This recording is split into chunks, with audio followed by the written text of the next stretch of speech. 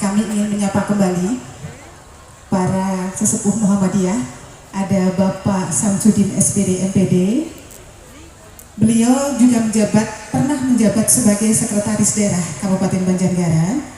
Bapak Indarto MSI purna tugas sebagai Sekretaris Daerah Kabupaten Banjarnegara per 1 November 2025 beserta Ibu Sri Rezeki Indarto. Terima kasih kehadirannya. Dan juga para kepala OPD di lingkungan pemerintah Kabupaten Banjarnegara. Baik, kami lanjutkan acara selanjutnya.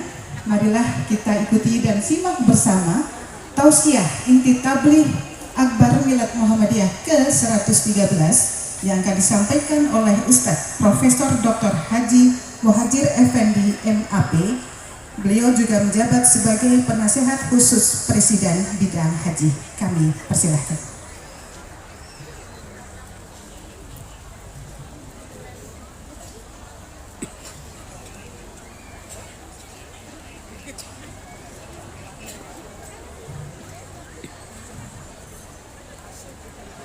Dan izin Ustadz, sebelum Ustadz menyampaikan tausiah, ada request dari warga Muhammadiyah bahwa Ustadz nanti sebelum tausiah untuk bernyanyi dengan lagu Assalamualaikum. Itu tadi bukan request, saya yang minta. Assalamualaikum warahmatullahi wabarakatuh.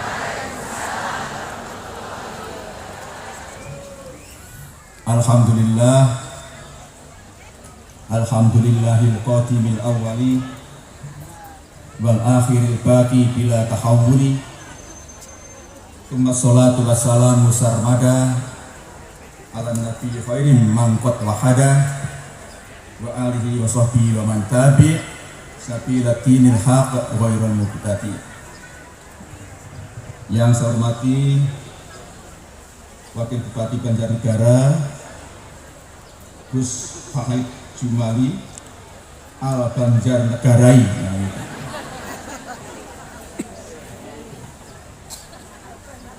Yang saya hormati Ketua Pimpinan Wilayah Jawa Tengah Muhammadiyah Jawa Tengah Al Mukarram Kiai Jumari Al Luwari MAG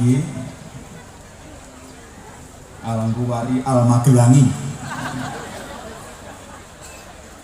Yang saya hormati Ketua Pimpinan Daerah Muhammadiyah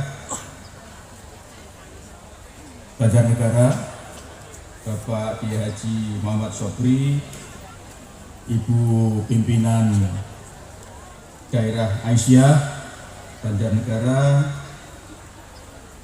para anggota DPRD, DPR wilayah yang tidak bisa saya sebut satu persatu, yang saya muliakan dan saya banggakan, kemudian para pimpinan organisasi kemasyarakatan yang hadir dari Syarikat Islam, dari Nahdlatul Ulama, dan juga dari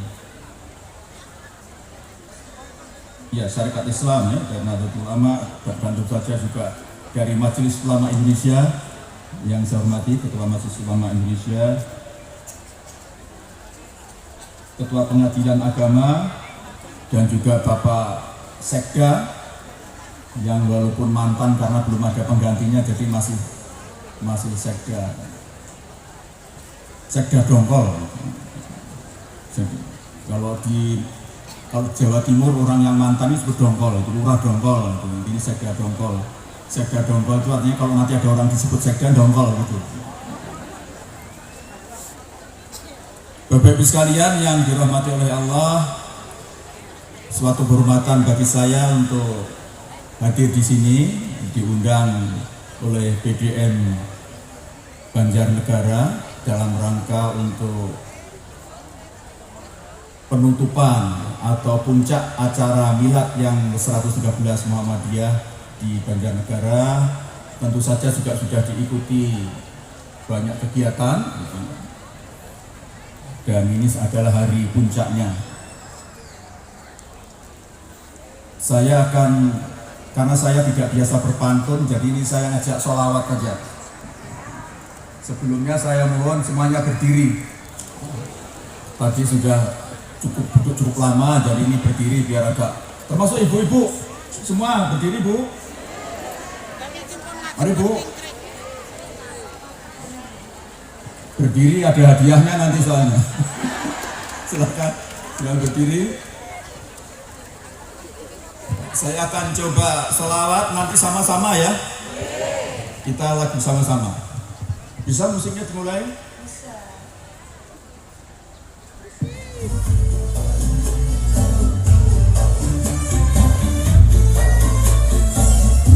Ini Pak Wapuk ini, Pak Wapuk masih nyiapin nyanyi.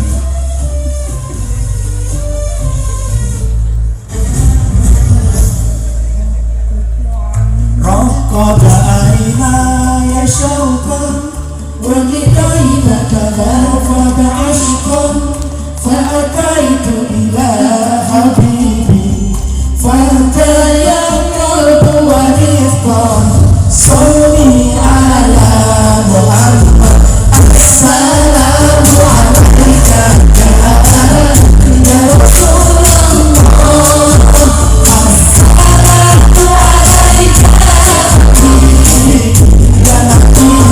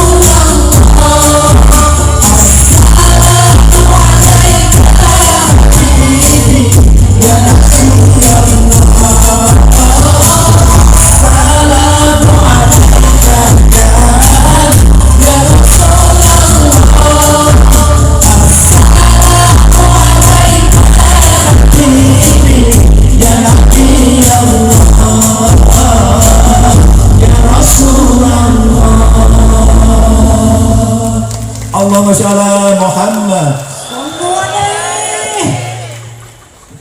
Jadi pidatonya sudah selesai. Tahap kedua.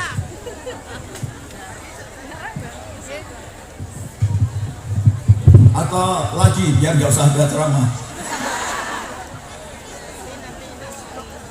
Alhamdulillah ternyata Ibu Aisyah juga sudah semua pinter sholawatan.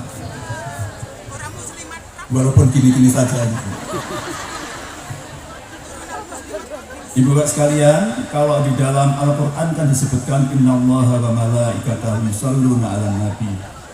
Ya ayyuhalladzina amanu shollu 'alaihi wa sallimu taslima. Jadi mengucapkan salam sejahtera kepada Rasulullah itu tidak hanya manusia, tapi para malaikat, bahkan Allah juga menyampaikan salam sejahtera kepada Rasulullah. Kalau Allah dan malaikat saja sudah juga menyampaikan salam, apalagi kita sebagai hamba, sebagai umat Rasulullah, tentu saja kita juga dianjurkan, bahkan diwajibkan untuk sering-sering mengucapkan salawat kepada Rasulullah dengan segala cara. Ada yang standar, Allahumma sholli ala Muhammad wa ala ali Muhammad, tapi ada juga yang dibikin puisi yang panjang, yang merdu kan. Tapi juga ada yang dilakukan seperti yang baru saja kita nyanyikan tadi, kita dendangkan bersama tadi, itu adalah insya Allah juga bagian dari kita mengucapkan salam sejahtera kepada Rasulullah Sallallahu Alaihi Wasallam. Dan itu saya kira tidak monopoli suatu golongan tertentu, semua mestinya sebagai umat Muhammad harus banyak-banyak mengucapkan sholawat. Apalagi pada waktu Milad Muhammadiyah yang ke-113 ini. Tadi Pak Ketua PWN sudah menyampaikan tausiahnya, kemudian diikuti oleh Pak Wakil Wali Kota, diawali oleh Pak Ketua PDN. Kebetulan semua yang disampaikan itu persis apa yang akan saya sampaikan. Jadi kalau saya mengulang itu kan tidak percaya berarti dengan Pak Ketua PWN, Ketua PDN, dengan Pak Wakil Wali Kota.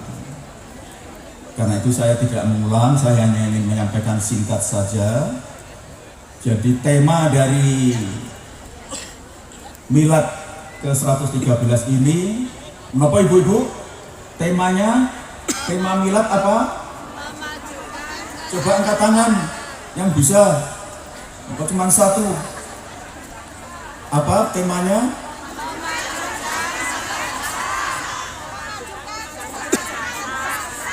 Memajukan kesejahteraan Banjarnegara. Bangsa kan seluas, kalau di Banjarnegara ya kita majukan kesejahteraan masyarakat Banjarnegara. Itu sudah menjadi bagian dari memajukan kesejahteraan bangsa. Tadi Pak Bupati, Pak Wakil Bupati sudah menyampaikan bahwa tingkat pendapatan masyarakat Banjarnegara ini termasuk rendah untuk wilayah Jawa Tengah. Nah, itu menjadi tugas kita warga Muhammadiyah untuk ikut mendukung bagaimana supaya warga masyarakat Banjarnegara semakin sejahtera. Seperti yang ada di dalam kepribadian, sifat kepribadian Muhammadiyah yang nomor 9. Apa itu sifat kepribadian Muhammadiyah nomor 9? Yaitu Muhammadiyah bekerja sama dengan pemerintah, membantu pemerintah. Jadi Muhammadiyah, kepribadian kes nomor 9 Muhammadiyah itu pasti ibu-ibu Aisyah pasti hafal, bapak-bapak pasti hafal, apalagi ketua BDM juga pasti lebih hafal, yaitu membantu pemerintah dan bekerja sama dengan golongan lain untuk memelihara dan membangun bangsa untuk terciptanya masyarakat adil dan makmur. Jadi tugas Muhammadiyah itu membantu pemerintah. Membantunya bagaimana? Ya pokoknya yang baik-baik, program pemerintah yang baik-baik dibantu. Program pemerintah Kabupaten Banjarnegara yang bagus-bagus, yang mensejahterakan rakyat, dibantu. Kalau yang tidak bagus bagaimana? Itu di dalam yang ke-10 dari sifat keberadaan Muhammadiyah disebutkan. Jadi Muhammadiyah itu bisa bersikap objektif, adil, dan kritis. Ya. Jadi adil, kritis, baik internal maupun keluar. Jadi kalau Pak Bupati, Pak Wakil Bupati, kalau Muhammadiyah itu mengoreksi misalnya ada program pemerintah yang kurang pro rakyat, kurang pro kesejahteraan, itu bukan berarti Muhammadiyah memusuhi pemerintah. Itu adalah dalam rangka untuk melaksanakan sifat keberadaan Muhammadiyah yang ke-10 tadi itu, yaitu adil dan objektif dan kritis kalau ada kebijakan-kebijakan yang tidak sesuai dengan tujuan dari untuk memajukan kemakmuran bangsa itu. Karena itu Muhammadiyah tidak harus selalu bersama. Kalau memang tidak bisa bersama, ya jangan bersama. Kenapa? Selama itu ada hal-hal yang perlu dikoreksi. Tetapi alhamdulillah di Kabupaten Banjarnegara ini sepanjang yang saya tahu antara Muhammadiyah dengan pemerintahnya selalu beriring dan sejalan. Insya Allah. Tepuk tangan untuk Muhammadiyah dan Kabupaten Banjarnegara. Selalu beriring bersama. Buktinya di DPRD juga banyak warga Muhammadiyah. Kan? Pak Bupatinya mantan Ketua PCIM Kairo, Mesir. Kan? Ini sudah menunjukkan bahwa betapa kompaknya antara Muhammadiyah dengan pemerintah daerah Banjarnegara. Tadi saya juga kaget itu waktu jalan-jalan putar-putar. Ternyata masjidnya di alun-alun juga Masjid An-Nur. Ternyata juga banyak yang mengelola juga warga Muhammadiyah. Bahkan kantor PDM-nya juga berdampingan dengan masjidnya. Di alun-alun. Alun-alun itu kan downtown kalau istilah asingnya, pusat kota. Jadi Muhammadiyah sudah beradaannya sudah di pusat kota. Ini suatu hal yang sangat bagus untuk agar Muhammadiyah bisa ikut ambil bagian untuk memajukan Banjarnegara yang menurut Pak Bupati dengan rendah hati menyampaikan belum maju tadi, masih pendapatannya masih rendah. Tapi saya lihat makmur Pak Bupati, sejahtera. Ini buktinya seragamnya Ibu Aisyah ini bagus-bagus semua. Semuanya kompak, luar biasa. Apalagi waktu menyanyikan sholawat juga semuanya ramai menyanyikan sholawat. Ini semua adalah tanda-tanda bahwa kita akan mencapai kemakmuran bersama insya Allah di Banjarnegara ini. Saya senang sekali Pak Bupati dan Pak Ketua PDN tadi melaporkan bahwa nanti akan ada peresmian MBG ada 6, kemudian juga peresmian biro perjalanan, biro haji dan umroh Ar-Rahmah. Nah, ini yang kedua ini sesuai dengan bidang saya. Saya sekarang mendapatkan amanah sebagai penasihat Presiden di bidang haji. Nah, ini mungkin perlu saya sampaikan sedikit barangkali berkaitan dengan masalah haji ini. Ibu bapak sekalian, pemerintah Saudi itu tahun 2030, jadi kira-kira 5 tahun ke depan, itu mentarget jamaah haji itu 5 juta jamaah.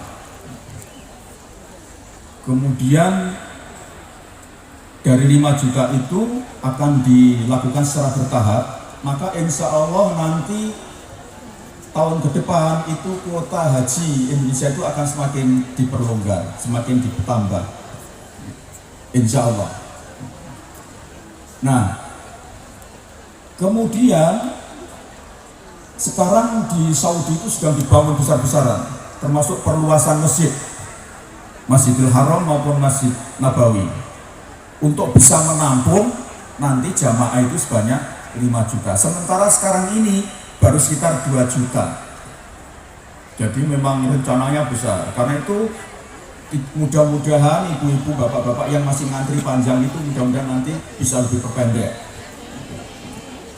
Kemudian pemerintah juga sekarang sudah memutuskan bahwa antriannya dibikin rata-rata. Sekarang itu semua maksimum 26 tahun. Kalau dulu itu didasarkan masing-masing daerah, kuota masing-masing daerah, sehingga ada daerah yang hajinya itu nanti 48 tahun ngantrinya. Ada yang 17 tahun, ada yang 28 tahun, 48 tahun. Tapi dengan dibikin rata, insya Allah Jawa Tengah ini mengalami pengurangan ya. Karena nanti jadi jumlah nanti tidak ditetapkan dibatasi kuota per provinsi. Disik-disikan yang daftar siapa dan yang bayar siapa. Nah, sehingga Jawa Tengah itu insya Allah akan ada tambah kota berapa ribu Pak? Berapa? Ada 4 ribu ya? 4 ribu. Jawa Timur dapat 7 ribu. Jadi nanti siapa yang cepat ya dia yang dapat duluan. Karena itu ini juga mau disesuaikan mereka yang akan mau berangkat haji, terutama yang akan haji melalui Biro Umroh Ar-Rahmah, jasa haji dan Umroh Ar-Rahmah. Saya sarankan semua, terutama warga Muhammadiyah yang akan naik haji, sebaiknya bergabung dengan Biro Perjalanan yang sudah ada. Karena nanti kalau melalui Biro Perjalanan itu pasti akan disiapkan dengan sebaik-baiknya sebelum berangkat. Karena masalah yang terjadi di Arab, di Mekah maupun di Madinah, sebagian besar adalah jamaah yang tidak bergabung di dalam salah satu biro haji maupun umroh. Jadi besar sekali manfaatnya. Saya pantau kemarin waktu saya turun ke lapangan, itu jamaah yang dikelola oleh Muhammadiyah, biro-biro perjalanan Muhammadiyah, alhamdulillah berjalan dengan baik, tertata dengan baik, dan betul-betul jamaahnya siap untuk melaksanakan ibadah. Ini saya kira penting untuk diketahui dan dilaksanakan. Karena itu Biro Perjalanan Haji harus proaktif. Jangan nunggu calon haji daftar. Sebaiknya didatangi, dijemput, ditawari untuk mau bergabung. Jadi jangan ditunggu.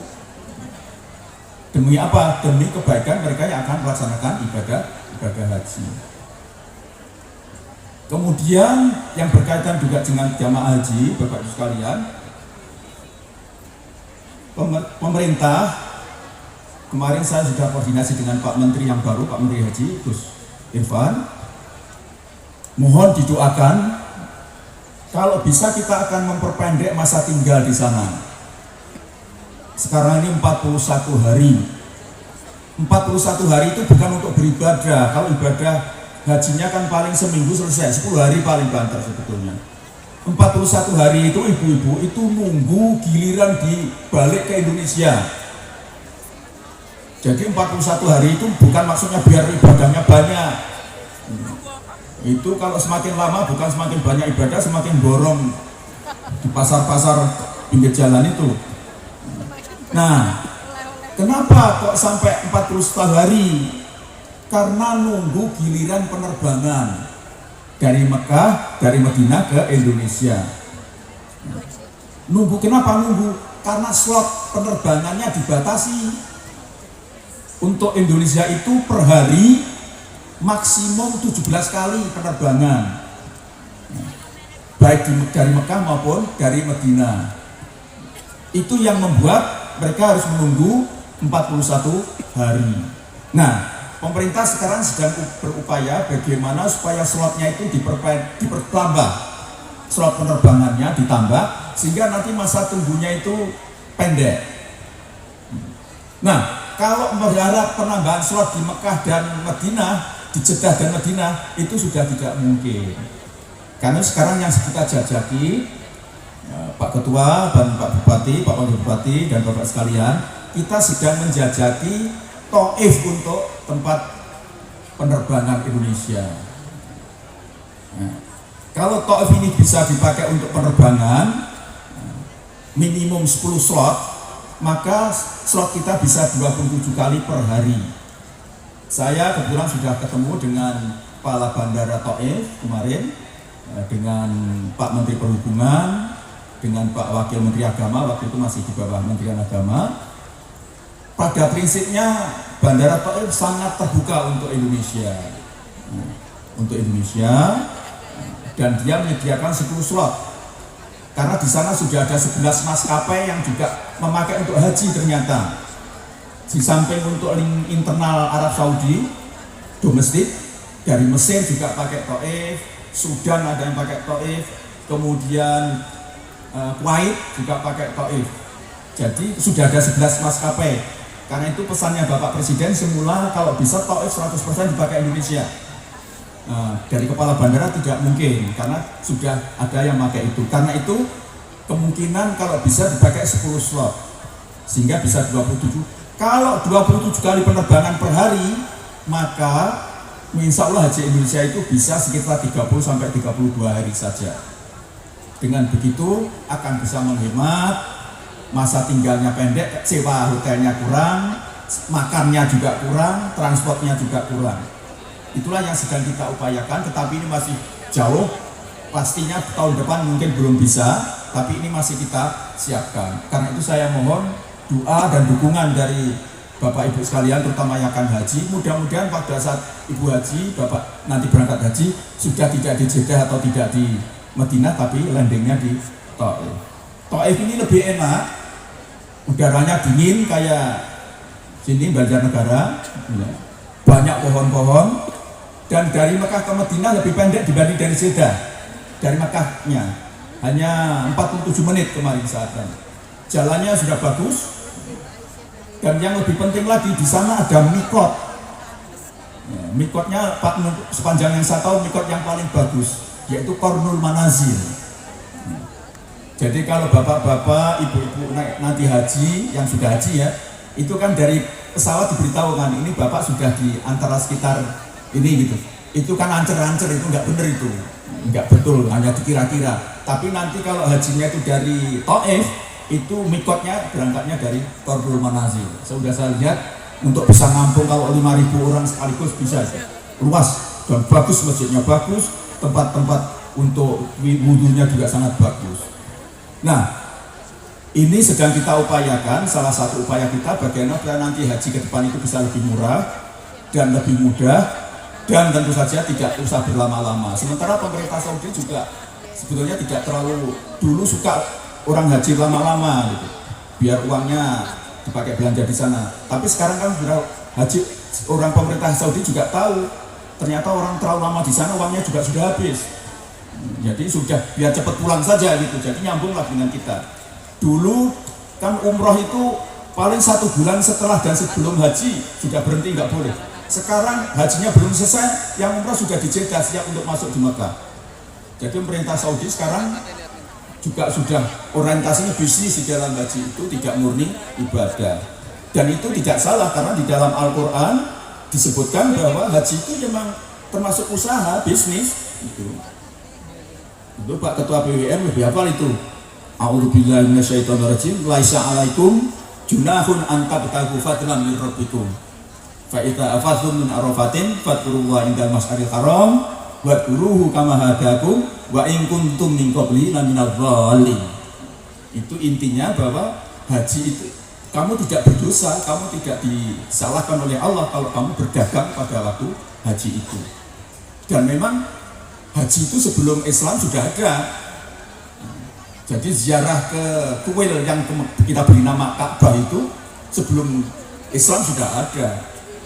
Kemudian diformalkan menjadi rukun Islam itu. Lah dulu orang ziarah itu ya niatnya sambil dagang. Para kafirah termasuk dari luar negeri. Dulu dari Cina datang ke sana juga bawa sutra sambil ziarah di kuil yang kemudian kita beri nama Ka'bah itu. Jadi sebelum Islam itu sebetulnya orang juga sudah pada berziarah sambil berdagang. Nah, terutama mengambil bekal untuk perjalanan berikutnya, terutama air, yaitu air Zam-Zam itu. Jadi air Zam-Zam itu dulu sangat dibutuhkan untuk mereka yang berniaga antar wilayah di Mekah, di Jazirah Arab maupun dari luar negeri itu. Saya kira itu berkaitan dengan haji. Kemudian yang kedua, saya sangat mendukung inisiatif dari PDN Banjarnegara untuk ikut menangani makan bergizi gratis atau MBG. Ini sangat penting dalam rangka untuk mendukung program cita-citanya Pak Prabowo, Pak Gibran. Kenapa makan ini penting? Karena kita perlu menyiapkan generasi yang akan datang harus jauh lebih baik dibanding generasi kita. Walal akhiratu khairul laka minal ula. Generasi yang akan datang itu harus lebih baik dibanding yang awal seperti kita ini. Kalau sekarang ini tinggi saya 170, Pak Wakil Bupati 175 Pak berarti ya. 175 lebih tinggi. Nah, nanti paling enggak generasi yang akan datang minimum 175 seperti Pak Wakil Bupati. Seperti saya ini sudah lewat. Harus lebih kuat, harus lebih cerdas, dan yang tidak kalah penting harus lebih berakhlak mulia dibanding kita. Itu masa depan Indonesia itu akan sangat ditentukan oleh 4 itu: sehat, cerdas, kuat, berakhlak mulia. Seperti semboyannya TK Bustanul Akbar. Nah, supaya sehat, kuat, maka gizinya harus cukup. Kalau gizinya tidak cukup, ya akan stunting. Kita ini mungkin mantan stunting kita ini. Kalau dilihat tingginya juga nggak seberapa, tentu saja juga otak kita juga, termasuk saya, ini nggak cerdas-cerdas amat. Kita berharap generasi yang akan datang untuk memimpin Indonesia ke depan itu harus lebih cerdas dibanding generasi yang sekarang ini. Itulah yang menjadi cita-cita dan visi dari Pak Prabowo. Yang Pak Prabowo itu aslinya Banyumas ya, orang tuanya. Jadi sekitar sini juga. Karena itu Muhammadiyah harus mendukung program makan bergizi gratis. Saya sudah wanti-wanti sama pengelola di PP Muhammadiyah. Kalau dipercaya oleh pemerintah mengelola MBG, itu jangan ngitung badi dulu. Belum sudah ngitung badi. Nanti ada per porsi itu ada 2.000 ya. 2.000 itu nanti niatnya salah nanti. Kalau Muhammadiyah mendukung MBG terus niatnya golek badi, nanti insya Allah jadi tidak berkah. Tapi kalau kita sepenuhnya memang dukung pemerintah untuk demi masa depan generasi muda kita, terutama yang sekolah di sekolah-sekolah Muhammadiyah, ya, insya Allah kalau ada kelebihannya itu merupakan bagian rezeki kita. Tapi jangan diburu dulu rezeki itu, karena kalau tidak nanti belum sudah mengurangi kualitas. 10.000 ujungnya tinggal 6.000 ya. Dan itu belum lagi nanti keracunan lagi. Karena itu mohon ini betul-betul kita sukseskan program yang sangat baik dari pemerintah ini, dari Pak Prabowo ini, agar kita betul-betul menyiapkan generasi muda generasi yang akan datang yang jauh lebih baik. Karena itu saya sangat dukung, dan mudah-mudahan Muhammadiyah nanti bisa menjadi contoh pengelola MBG ini. Yang saya pesankan juga ibu-ibu, kalau belum dapat giliran MBG ya jangan kemudian nunggu dulu. Sebaiknya sekolah-sekolah Muhammadiyah lakukan saja mulai sekarang untuk program makan bergizi untuk anak-anak. Caranya bagaimana? Urunan. Orang tuanya diajak rembukan bersama. Dibikin yang mudah, jangan sulit. Saya kebetulan sekarang juga mengambil inisiatif sekolah Muhammadiyah di SD Muhammadiyah binaan saya di kampung saya. Sekarang saya bikin MBG versi saya. Tidak menunggu MBG dari pemerintah dulu. Nanti gilirannya pasti lama itu swasta itu kan. Caranya bagaimana? Saya kumpulkan orang tua, diajak urunan. Tentu saja yang paling banyak urunannya saya. Kalau belum bisa seminggu penuh, seminggu 3 kali. Nasi sebaiknya bawa sendiri dari rumah, nggak usah repot-repot nanak nasi, karena yang dibutuhkan inti anak-anak kita itu sebenarnya bukan karbohidrat dari nasi, yang dibutuhkan protein. Maka proteinnya inilah yang kita kendalikan, kita masak sendiri. Kalau nggak ada yang bisa masak, kerjasama dengan warung, dengan kantin sekolah untuk menyiapkan lauknya yang mengandung nutrisi tinggi, terutama dalam kaitan dengan protein. Dan setiap hari ganti, bisa dibicarakan sehingga tidak tergantung seperti sekarang MBG ini kan nggak ada musyawarah ini. Tahu-tahu datang anak-anak maksudnya pengennya ikan lele, yang datang ayam misalnya gitu. Yang diharapkan daging ternyata tahu kan gitu ya. Tapi kalau sekolah sendiri kan bisa rembukan besok apa, dibicarakan dengan sama wali siswa. Alhamdulillah Bapak Ibu sekalian, semula saya sendiri yang biayai, sekarang orang tuanya sudah urunan dengan kesadarannya sendiri, karena toh itu untuk anaknya sendiri masing-masing. Jadi sebetulnya jangan terlalu bergantung dengan program pemerintah. Itu penting, tapi kita cara membantu Muhammadiyah membantu program pemerintah itu termasuk juga mengambil inisiatif sendiri untuk program makan bergizi untuk siswa-siswa yang ada di lingkungan Muhammadiyah. Apalagi kalau ada yang sudah full day. Ini dulu kan sebetulnya saya dulu punya waktu Mendikbud punya program full day itu ya begini nih, siangnya makan di sekolah. Karena siang sudah makan di sekolah, pelajarannya bisa sampai sore. Sore itu tidak harus pelajaran macam-macam, kan bisa lah bermain, ya kan, kemudian berlatih musik, berlatih pun tadi yang kemudian jadi juara ini, itu kan bagian dari pendidikan. Jangan bayangkan selalu di dalam sekolah, di dalam kelas maksud saya. Jadi ini juga penting saya dorong kalau bisa Banjarnegara ini sekolah-sekolah yang belum mendapatkan MBG dari pemerintah mengambil inisiatif sendiri untuk memberikan makanan yang bergizi yang baik kepada anak siswanya. Untuk konsultasi gizi di puskesmas kan sudah banyak ahli gizi. Apalagi di sini ada fakultas, ada rumah sakit, pasti ada ahli gizi di situ, ya kan? Jadi tidak ada masalah sebetulnya untuk konsultasi yang berkaitan dengan masalah gizi. Tapi ini penting Bapak Ibu sekalian, negara-negara maju rata-rata juga sudah punya program makanan gratis. Mulai dari Amerika, Jepang, Korea, negara-negara Eropa itu semua juga sudah memberikan makan bergizi pada anak-anak pada di sekolah-sekolah itu. Nah, ini Pak Mendikbud yang dari Muhammadiyah, Pak Prof Mukti, yang Sekjen PP Muhammadiyah sedang berinisiasi bagaimana nanti kalau bisa sekolah-sekolah yang sudah mandiri ini tidak harus kemudian diambil alih oleh program MBG, tapi kalau bisa dia sudah bisa menyelenggarakan sendiri. Kalau Muhammadiyah sudah bisa melakukan itu, insya Allah maka kita akan betul-betul bisa membantu program yang sangat mulia dari Pak Prabowo ini untuk kepentingan kemajuan bangsa ke depan, mensejahterakan bangsa ini dengan melalui pembangunan. Saya tadi kemarin dilapori Pak Sekjen BDM, ternyata dengan adanya MBG ini juga meningkatkan pendapatan petani ya.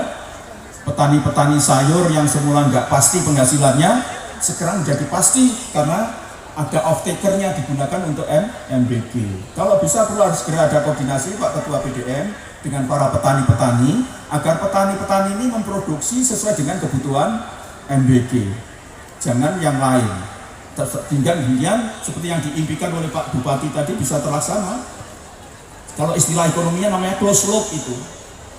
Jadi agar bagaimana dana MBG itu jangan keluar dari Banjarnegara, diputer di Banjarnegara ini mulai dari petaninya kepada tengkulaknya dan seterusnya.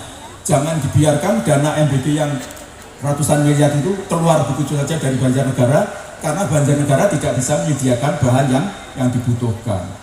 Saya kira itu yang bisa saya sampaikan. Terima kasih. Saya mohon maaf kalau ceramah saya tidak terlalu meyakinkan, lebih meyakinkan. Saya senang sekali tadi Pak Ketua PDM sudah bagus, Pak Ketua BBM apalagi, gitu. Pak Bupati ternyata juga Ustadz. Jadi sebenarnya nggak perlu undang saya ini. Dan saya berharap, saya doakan mudah-mudahan PDM Banjarnegara akan semakin maju. Gitu. Yang dari 20 kecamatan cabangnya sudah 26. Saya doakan mudah-mudahan nanti 40 cabang dari 20 kecamatan. Kalau saya datang ke sini lagi nanti mudah-mudahan sudah tidak lagi 26 tapi 40, artinya setiap kecamatan cabangnya 2. Datang lagi ke sini 60. Lama-lama isinya cabang semua. Demikian, billahi taufiq wal hidayah, wa biridho wal inayah. Wassalamualaikum warahmatullahi wabarakatuh.